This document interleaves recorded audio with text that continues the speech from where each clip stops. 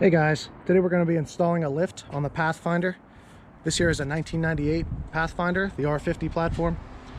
And what I'm going to be putting on are 2-inch spacers from SF Creation, and I'll put that link in the description. The biggest reason I'm doing this, it'll definitely improve the overall look of the vehicle. But also I have these 31-inch BFGoodrich tires on here. And at stock ride height, they do rub a little bit. As you can see, I trimmed the front bumper just a little bit here because I was getting some rubbing when the wheels were turned, and I also had to remove this molding piece, which I'd like to put back on. So with the lift I'll get some more clearance, and I hopefully should be able to reinstall that. And also on the rear here at full lock, so I had to remove the rear mud flap that was here, but also at full lock it definitely rubs a little bit right in this area. So we're gonna hopefully get rid of the rubbing here and, like I said, improve the overall look of the vehicle. Again, these are from SF Creation. These are the rear ones here. These just simply go below the rear coil springs. And the front ones here go above the strut, between the strut and the strut tower on the vehicle.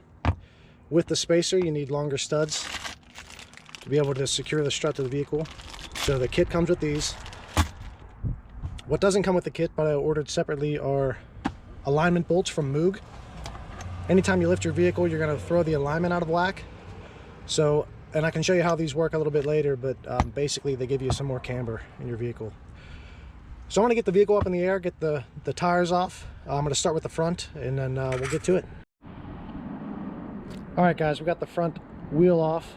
We're going to start with the front. It's definitely the more involved process here.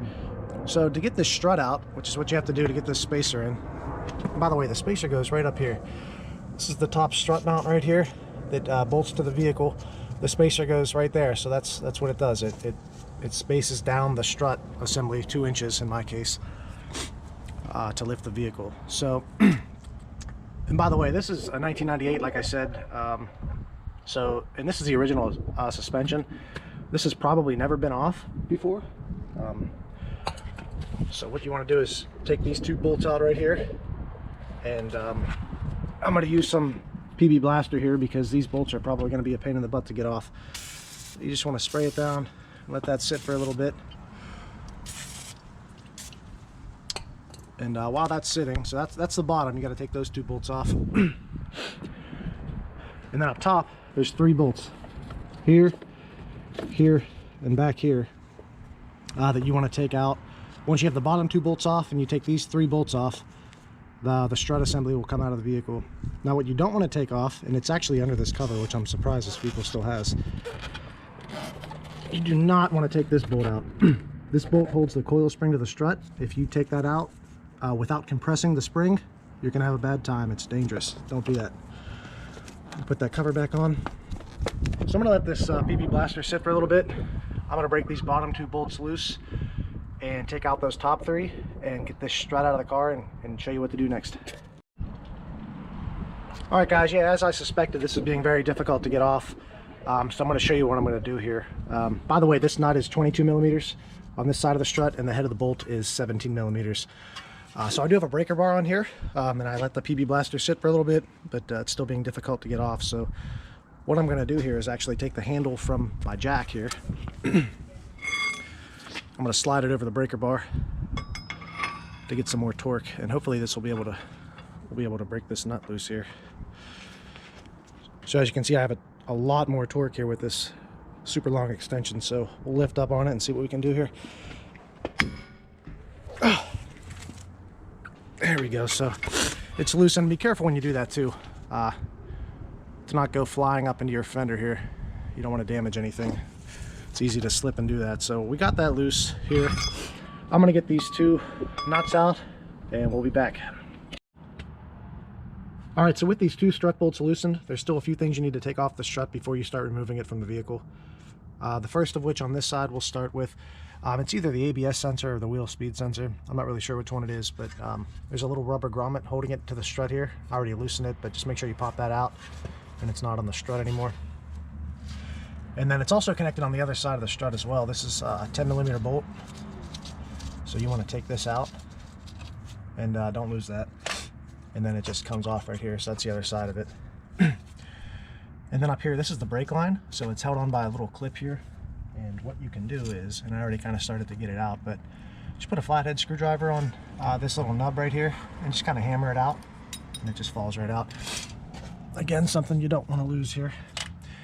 And then finally, the sway bar end link bolt. So I already took it off. This is a 17mm bolt, and it just connects the sway bar to the strut here. So you want to take that out. As you can kind of see here, it's at a little bit of an angle because I only have one side of the car jacked up. So you don't want to just hammer this out because you're going to screw up these threads. So what you want to do is you want to get your jack up under the steering knuckle like I have here, and you want to just jack it up a little bit. And you'll, as you do it, you'll see the suspension compress a little bit, and eventually, I don't know if you saw that, but this stud kind of went a little more parallel with the ground here, so we should be able to get it out. Yeah, and seeing it just came right out there. So everything's disconnected from the strut, so we can try to get these bolts out. And so I loosened these, but I left them on here because sometimes you have to hammer these out, either because of the tension on the steering knuckle if you don't have it jacked up properly, or it's just the way they fit. Some of them are designed like that. So what you want to do is you want to leave these nuts on so that you can hammer this end of the bolt without kind of mushrooming the end of the bolt. So we're just kind of protecting the end of the bolt here with this nut. So we're going to hammer these out, and then we'll be done with the bottom here. So with these bolts finally removed and everything disconnected from the strut here, you can see that it's loose. The strut's free from the steering knuckle here.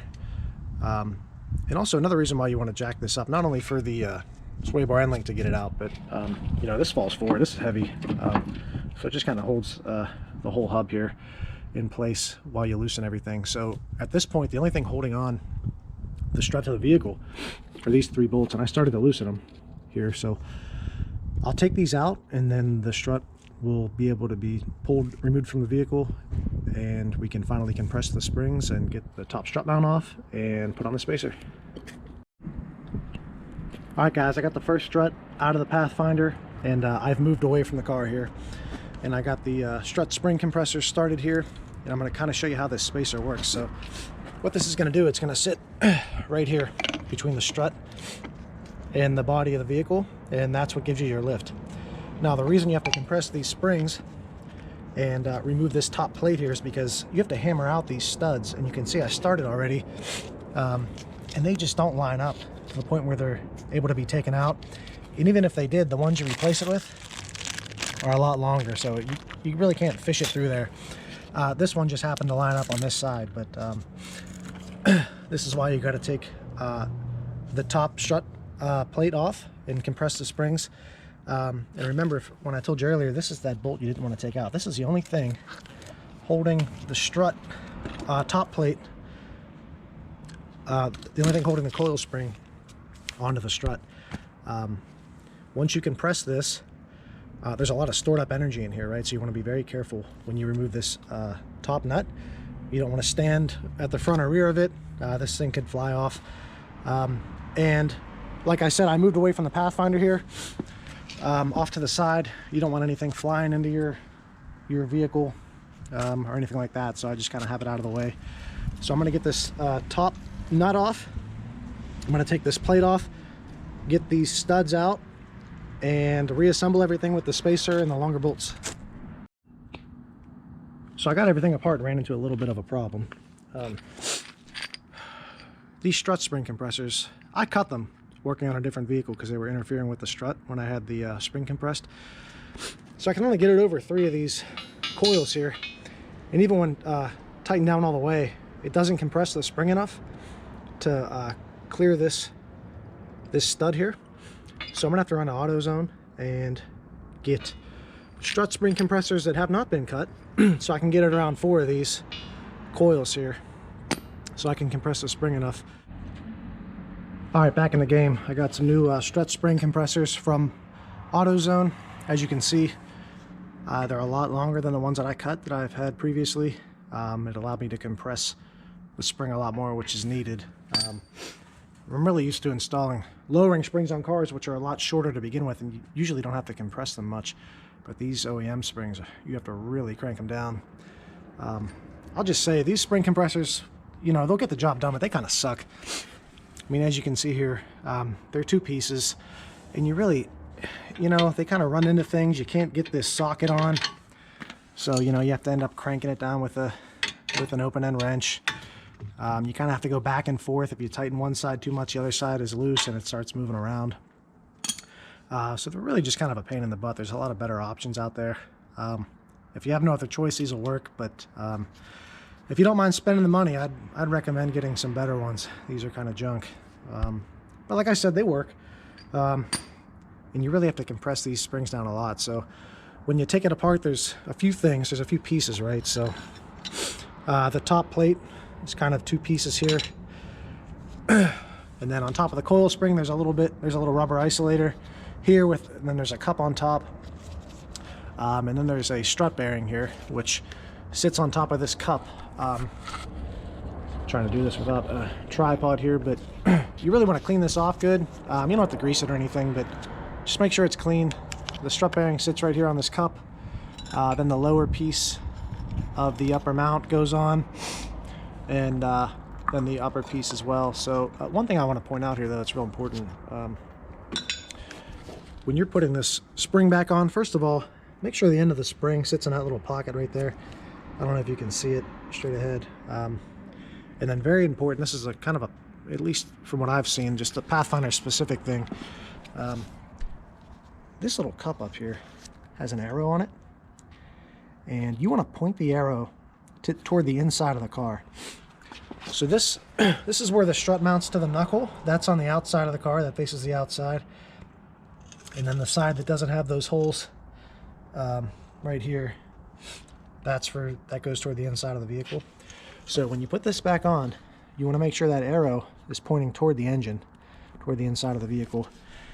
And then, depending on what side you're installing this top plate on, so you have the arrow down here lined up with the inside of the vehicle, and I have the driver's side strut off. You want to make sure left for driver's side lines up with that arrow.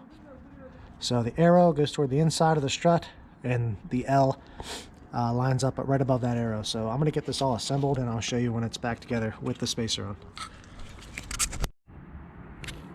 So we got everything assembled again with the spacer on top, and the good thing about these spacers is that they're actually threaded. So when you put the longer bolts through that they come with, you could just thread them in without the nut on top, and they stay there, so you're not fumbling around with you know, trying to line up the studs and keep them in while you're putting the nuts back in on top when you're putting the strut back in the vehicle. Just to show you again what I'm talking about here. So as I said, so this is the side of the strut that faces the outside of the vehicle, and you want to make sure on this cup that the arrow is pointing the opposite way, right toward the inside of the vehicle. And then up here, because this is the driver's side strut, you want to make sure that the L is lined up with the arrow. And even when you have this nut on, you can still spin this because of the strut bearing down there, that little gray piece.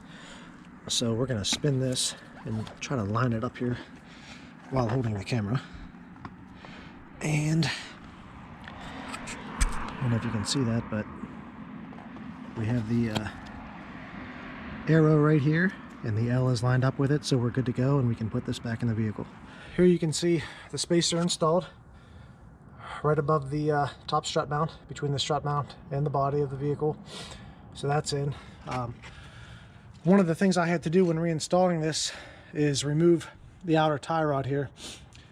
And the reason being is that with that spacer, and now the strut sits 2 more inches lower, and you cannot pull the knuckle out far enough with this kind of holding it toward the vehicle. So you have to remove this. And it was rather difficult. You have to really turn this kind of all the way this way and then down, and the strut will twist as well. Like I said, there's a strut bearing on top, like I mentioned before. So you kind of have to twist this down and out of the way, and then kind of fit the strut into it. So what you do, you put these top 3 bolts in first and hold the strut into the car. Then you really have to muscle it to get it kind of around the knuckle here. It's kind of a pain, probably the biggest pain of the whole process here. But we got it in. So I'm going to turn the camera off and do the passenger side, and When we come back, we'll do the rear. I'll probably do that tomorrow in the daylight. We'll see. We'll get the rear done and we'll show you that. It should be a lot easier than the front, so stay tuned. So we're back here on day 2. I got the front of the vehicle all finished up yesterday. So the car is jacked up, but you can probably tell it's sitting a little bit higher. And I'll show you some after shots when we're done here. But in the rear here, you want to get the vehicle jacked up, and obviously on jack stands and the wheels off. You want to be able to let the rear suspension hang loose. Now I have the jack still under it right now, but what you're going to want to do is remove the rear shock here, and then I'm probably gonna have to remove this sway bar end link here as well. That way the rear axle can drop even further, and I might be able to fit the spacers in without compressing the spring. We'll see. It'll depend. I'll see what it looks like when I get the shock and the sway bar end link off, how much room I have to work with. But these are the rear spacers here.